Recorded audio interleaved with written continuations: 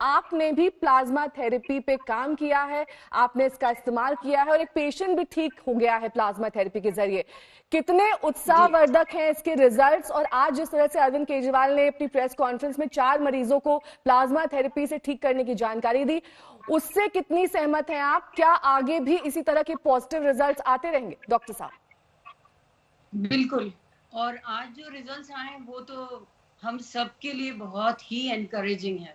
और हमने जो इस्तेमाल करा था अपने यहाँ पर, वो भी फर्स्ट केस हमने करा था। और उस केस में जो हमारा वो था पेशेंट, वो आज ठीक हो गया है। और ये जो रिजल्ट आया था, ये हम बहुत फिंगर्स क्रॉस्ड करके हमने करा था, क्योंकि हमें थोड़ा सा ये था बेनिफिट मिलेगा कि नहीं मिलेगा, दोनों चीजें हैं इसमें। और इस पेशेंट में ये बहुत बढ़िया वर्क करा। और आपने दूसरे भी आज 4 केसेस हमारे आ गए हैं जो ठीक हो रहे हैं।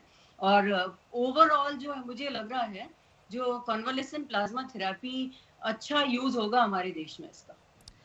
डॉक्टर पाठक, यहाँ पर सबसे पहले तो हमारे दर्शकों को आसान और सरल शब्दों में ये बताइए कि प्लाज्मा थेरेपी दरअसल है क्या, क्योंकि यहाँ पर ये समझना बेहद जरूरी है कि डॉक्टर सरीन ने जिस तरह से अपील की कि लोग सामने आए, जो लोग ठीक हुए हैं वो अपना जी प्लाज्मा डोनेट करें, क्योंकि इसी को इस्तेमाल किया जा सकता है फर्दर ट्रीटमेंट के लिए। तो ऐसे लोगों के लिए जी। आपकी क्या नसीहत, क्या राय है?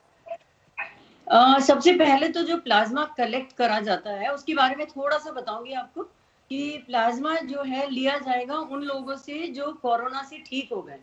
और इन लोगों को जो ठीक हो गए हैं उनको मैं इस प्लेटफॉर्म से, डॉक्टर सरीन ने जैसे कहा वैसे ही मैं भी बहुत सविनय निवेदन कर रही हूँ कि आप प्लीज जाके अपना प्लाज्मा डोनेट करें, क्योंकि ये प्लाज्मा हमारे उन मरीजों के लिए काम आएगा जो कि कोरोना से इस वक्त पीड़ित हैं।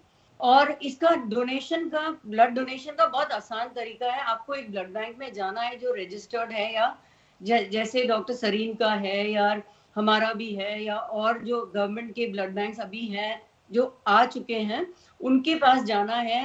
आप जब ठीक हो गए हैं कोरोना से, और वहां जाके आपका टेस्ट होंगे। सारी टेस्ट वैसे के वैसे ही होंगे जैसे एक ब्लड डोनेशन के करे जाते हैं। उसके अलावा हमको आपके पास 2 नेगेटिव टेस्ट रिपोर्ट कोरोना की होनी चाहिए, जो 14 दिन पहले रिकवर हो चुके हैं। और जो 28 दिन में रिकवर हो चुके हैं, जिनके 28 दिन हो चुके हैं रिकवरी के, उनके पास हमें एक टेस्ट रिपोर्ट नेगेटिव चाहिए। उसके बाद वो मेरे पास आएंगे सपोज ब्लड बैंक में डोनेट करने, तो मैं सारी चीजें उनकी देखूंगी एज अ ब्लड डोनर कि वो फिट है कि नहीं, कि 18 से 65 साल की एज है कि नहीं, कि उसका जो हीमोग्लोबिन है 12.5 एंड अबव होना चाहिए, कोई क्रोनिक डिजीज नहीं होनी चाहिए, कोई हाइपरटेंशन अगर है तो कंट्रोल्ड होना चाहिए, डायबिटीज है तो उसमें जो है इंसुलिन पे नहीं होना चाहिए। वो इस तरह के सारे क्राइटेरिया मैं देखूंगी। HIV का टेस्ट करूंगी, सिफिलिस का टेस्ट करूंगी, HBV का करूंगी, HCV का टेस्ट करूंगी, मलेरिया का करूंगी। ये जब सारी चीजें वो ठीक मतलब फिट होगा डोनर, फिर हम लोग प्लाज्मा फेरेसिस करेंगे। अब प्लाज्मा फेरेसिस क्या होता है? उसमें हम जो है होल ब्लड नहीं लेंगे पेशेंट का, हम लोग क्या करेंगे, सिर्फ प्लाज्मा निकालेंगे उसका, और बाकी का जो ब्लड है, दैट इज रेड सेल्स हैं और बाकी का जो सेल्स हैं, वो हम वापस डोनर में डाल देंगे। ये एक मशीन के माध्यम से होता है। इसको लोग बोलते हैं प्लाज्मा फेरेसिस।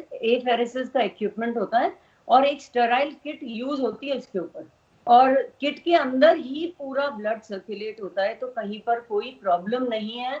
और कहीं कोई ब्लड जो है मशीन में टच नहीं करता है डोनर का, कहीं पर भी। बहुत स्टेराइल प्रोसीजर है और बहुत सेफ प्रोसीजर है। तो आप सबसे बहुत बहुत आग्रह है कि जो ठीक हो गए प्लीज आके अपना प्लाज्मा डोनेट करिए।